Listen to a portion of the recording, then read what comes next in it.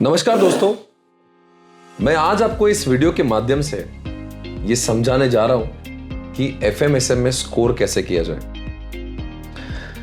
समझ नहीं आता कि एफएमएसएम में ऐसे एग्जैक्टली चाहती क्या है। 17 इयर्स के एक्सपीरियंस के बाद जो मैं कंक्लूड करता वो इस तरह से कि थ्योरी सब्जेक्ट की स्ट्रैटेजी अलग होती है और प्रैक्टिकल सब्जेक्ट की अलग होती है। सबसे पहले शुरुआत करते हैं एसएम के साथ में। बहुत ही इंपॉर्टेंट वीडियो, ध्यान से जरूर देखिए। अगर आप एसएम को अच्छे से स्कोर करना चाहते हो तो सबसे पहली बात याद रखें, वो है कंसेप्ट। आप रट्टा मार के काम नहीं कर सकते। कंसेप्चुअल क्लैरिटी पहली बात। दूसरी बात, उसको समझने के लिए आपको रियल लाइफ एग्जाम्पल इसलिए जरूरी होते हैं ताकि आपको याद आए। तो इसलिए आपने वो जो चीजें कॉन्सेप्ट पढ़ाई जाती है तो उसको समझने के लिए वो रियल लाइफ वर्ल्ड में कहां पे वो चीजें चल रही है, अगर वो आपको समझ में आए, उसके एग्जाम्पल अगर आपको पता है तो आप बहुत चीजों को याद आसानी से कर सकते हो। वरना याद करने को बहुत एफर्ट्स लगेंगे, रट्टा मारना पड़ेगा। तीसरी बात, जब एग्जामिनेशन में आप लिखते हो तो आपने उन्हीं के लैंग्वेज में जब आप लिखने का ट्राई करते हो वैसे लिख पाते हो तो आईसीएआर बेहद आपको मार्क्स देती है। बट जब आप अपनी लैंग्वेज में लिखने का प्रयास करते हो, उनके लैंग्वेज को भूलकर अपने मन से, भले ही कंसेप्चुअली आप सही है, फिर भी आईसीएआर उसको मार्क्स नहीं देती है। We have to always make sure we are using those words which are written in the module, which are written in the main book. वहां पे जो लिखा होता है वही आपने लिखने की कोशिश करना चाहिए। पॉइंट नंबर 4, ये सब करने के लिए आपका बहुत ही राइटिंग प्रैक्टिस होना चाहिए, यानी कि जो लिख कर आपने देखने की कोशिश करना चाहिए। इसलिए इन दिनों में मैंने एक बहुत ही विशेष एक एसएम की समरी नोट बनाई जो मैं आपके साथ में यहाँ पे इस वीडियो के नीचे शेयर करता हूँ। मैं पूरे इंडिया से अपील करना चाहता हूँ, जिन जिन को भी ये समरी नोट चाहिए आप ज़रूर मुझे वहाँ पे लिखिएगा कमेंट बॉक्स में। वहाँ पे नीचे जो लोग कमेंट्स करेंगे अपनी मेल आईडी डालिएगा। मैं आपको ज़रूर वो एसएम के सबसे बेहतरीन आज तक की नोट्स आपको प्रोवाइड करने जा रहा हूँ, जहाँ पे 70 पेजेस में पूरा वो एसएम कवर करा है जो आपने एग्जामिनेशन में लिखना चाहिए। इसमें सारा कचरा मैंने मॉड्यूल का हटा दिया है। इसमें वो चीजें लिखी हुई है जो आपने एग्जैक्टली एग्जामिनेशन में लिखना चाहिए। इतना भी करोगे तो आपका पूरा का पूरा एसएम 100% कवर होगा। इसके बाहर अलग से कुछ भी पढ़ने की जरूरत नहीं है। मैंने याद करने के लिए उसमें मेमोरी टेक्निक्स भी दिए और प्रैक्टिकल एग्जाम्पल्स भी उसमें लिख कर दिए। I am telling this is the best hand written notes, amazing notes. इसके अलावा एग्जामिनेशन में आप जब अगर स्कोर करना चाहते हो तो मेक श्योर आपकी हैंड राइटिंग, आपका प्रेजेंटेशन बहुत इंपॉर्टेंट है। आपके आंसर बुलेट वाइज होना चाहिए। आपने डायग्राम, रफ स्केच का इस्तेमाल करना चाहिए, एग्जाम्पल भी लिखना चाहिए। ये सब लिखोगे तो जाहिर सी बात है आईसीएआर आपके आंसर्स को वेट करती है और आपको अच्छे मार्क्स देती है। रही बात पेपर जब आता है तो आपका पेपर में टाइम मैनेजमेंट बहुत इंपॉर्टेंट है as long as FM subject is concern, because 2 paper है, अलग अलग सब्जेक्ट्स है। थोड़ा सा भी टाइम एक को ज़्यादा दिया तो दूसरे के ऊपर परेशानी होती है। और फिर कभी भी होता है कि 1.25 घंटे आपने एफएम ही चलने दिया, 1.25 घंटे में आप एसएम लिखना चाहते हो, वो होगा ही नहीं। You will be under lot of pressure. तो इसलिए आपने सभी ने काम करना चाहिए कि 1.5 घंटे के अंदर चाहे कोई भी सब्जेक्ट की शुरुआत करें, डजंट मैटर, 90 मिनट्स में खत्म होना चाहिए। फिर आप सबसे बड़ी बात होता है कि जो गेम चेंजर होता है वो है एमसीक्यूज। इसलिए एमसीक्यू की जो क्वेश्चन बैंक जहां सा भी का क्वेश्चन मिले, आरटीपी, एमटीपी, पास्ट, जितना भी आपके पास में है, एमटीपी को ज़्यादा वेटेज दो। 15 मिनट से 15 आ सकते हैं एसएम में और 15 मिनट से 15 आ सकते हैं एफएम में। जितने भी एग्जिस्टिंग डेटाबेस एमसीक्यू का है उसका भी लिंक मैं आपको साथ में शेयर करूंगा। आप ज़रूर इस यूट्यूब के वीडियो के नीचे आप लिखोगे आई वॉन्ट नोट्स, ये आप लिखोगे, साथ साथ में आपका ईमेल आईडी लिखोगे, मैं आपको नोट्स प्रोवाइड कर दूंगा फॉर श्योर। क्वेश्चन बैंक भी दूंगा जिसके अंदर सारे के सारे एमसीक्यूज का जो मेरे पास सबसे बड़ा डेटा बैंक मैंने बनाया वो मैं आपको देने जा रहा हूं। इन सब के बाद में एक चीज बहुत इंपॉर्टेंट है, वो है क्वेश्चन बैंक।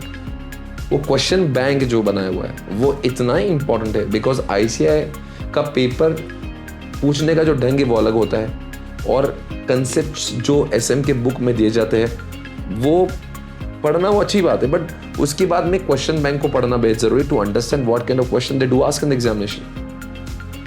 इसके बाद जो इंपॉर्टेंट चीज है कि इतना सब कुछ करने के बाद में भी मार्क्स अगर लाना है तो हमें टेस्ट कम से कम 3 से 4 टेस्ट हमें लिख के देखना है ताकि हमारी टाइम मैनेजमेंट हो,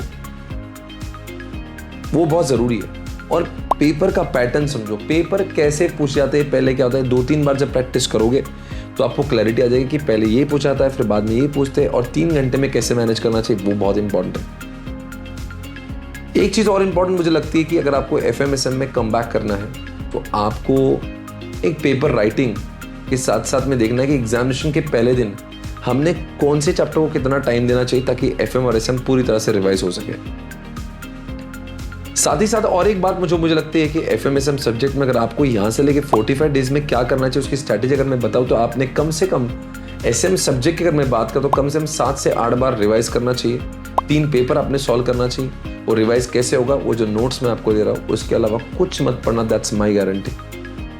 और उस नोट के साथ में अगर आप एक काम कर लोगे, मेरा रिस्टार्ट बैच जो मैंने यूट्यूब पे फ्री ऑफ कॉस्ट दिया, अगर वो पढ़ लोगे, वो साथ में यूट्यूब का 28 से 30 घंटों में, it is just going to be game changer. I am telling you, बहुत ही जबरदस्त बैच मैंने रिस्टार्ट SM बैच आप डाल के दिखिए, स्क्रीन पे भी आपको दिख रहा होगा, क्यों उसको देखिएगा और SM समझ जाएगा, नोट्स भी आपको मिल जाएगी, आप SM में बहुत मचा दोगे, अच्छी तरह से स्कोर कर पाओगे।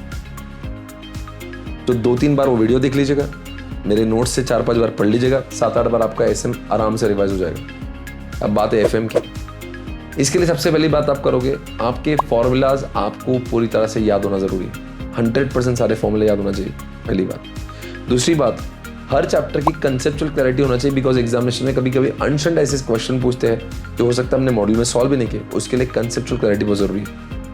तीसरी बात, ICI के PYP के जो क्वेश्चंस आज तक आए हुए वो सब आपने सॉल्व करना चाहिए। मॉड्यूल के क्वेश्चंस आपके सॉल्व हो जाना चाहिए, कोई भी मॉड्यूल और कोई भी PYP आपने लेफ्ट नहीं करना चाहिए, पूरी तरह से 100% सॉल्व करना चाहिए। मेरा 18 तारीख से रिस्टार्ट बैच चल रहा है FM के डिटेल रिवीजन चैप्टर वाइज, उसको आपने जरूर देखना चाहिए। उसमें पूरा FM में 100% कवर कर रहा हूँ मात्र कुछ 8 दिनों के अंदर। बहुत ही अमेजिंग बैच लेकर आ रहा हूँ, दोपहर में 2:30 बजे 18 मार्च को फ्री ऑफ कॉस्ट यूट्यूब पे आ रहा है, वो जरूर देखें। उसके साथ साथ में आपके हर चैप्टर के कुछ इंपॉर्टेंट क्वेश्चंस आपने आइडेंटिफाई करके रख लेना चाहिए, ताकि एग्जामिनेशन से पहले आपको पता होना चाहिए कि आपने कौन से वो क्वेश्चन से जो देखने से आपका पूरी तरह से चैप्टर कवर हो जाता है। तो मैं वो रिवीजन बैच में वो भी कवर कराने वाला हूँ, वो जरूर आपको देखना है। FM के क्वेश्चंस को आप सॉल्व करेंगे, लिख कर देखेंगे, पढ़ने से FM याद नहीं होता। इसलिए आपने जब आपका पूरा FM का रिवीजन हो जाएगा तो ICI के PYP के क्वेश्चन आपने खुद सॉल्व कर देखने की कोशिश करना चाहिए। जिस तरह से SM के लिए एप्लीकेबल है 3 से 4 पेपर भी आपने सॉल्व करना चाहिए FM के, और हर चैप्टर को करना जरूरी। कोई ऐसा चैप्टर नहीं होगा जो आपको लग रहा है कि नहीं यार मैं इसको छोड़ दूंगा। Each and every chapter of FM and SM are important, you can not leave anything in option. FM subject जो है वो बहुत ही स्कोरिंग बन जाता है, बट आपको ये 6th पेपर होने की वजह से mentally have to be prepared. 3-4 बार आपने टेस्ट देना चाहिए ताकि आपको पता होना चाहिए कितने समय में कितनी FMSM की पढ़ाई एग्जामिनेशन से पहले दिन होना चाहिए। वो 3 घंटे का प्लानिंग जो होता है उसके लिए भी। फिर FM पहले लिखना चाहिए कि SM डिपेंड्स कौन सा पेपर आ रहा है, कैसे आ रहा है, it's all up to you, it's depends on paper, क्या पहले लिखना क्या नहीं वो डिपेंड करता है। FM के जो MCQs है even they are highly important. सबसे पहले अपने MCQ ही अटेंड करना चाहिए, इसलिए MCQ की बहुत प्रैक्टिस आपकी इन 45 दिन में होना चाहिए। कम से कम आपके 4 से 5 रिवीजन तो FM की होना चाहिए, 8 से 9 रिवीजन आपकी SM की होना चाहिए, इतना मुझे लगता है।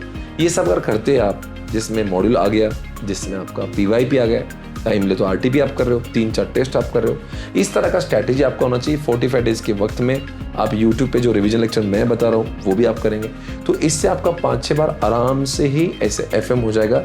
और इतना सब कुछ करोगे तो आई एम श्योर आपको एग्जामिनेशन आराम से स्कोर करने का मौका है FMSM में। FMSM वाकई में बहुत ही आसान सा सब्जेक्ट है, अगर आप ये बात को फॉलो करेंगे। पेपर में स्पीड मेंटेन करोगे, प्रेजेंटेशन अच्छा करोगे, पेपर होने से पहले एक बार रिव्यू कर लोगे।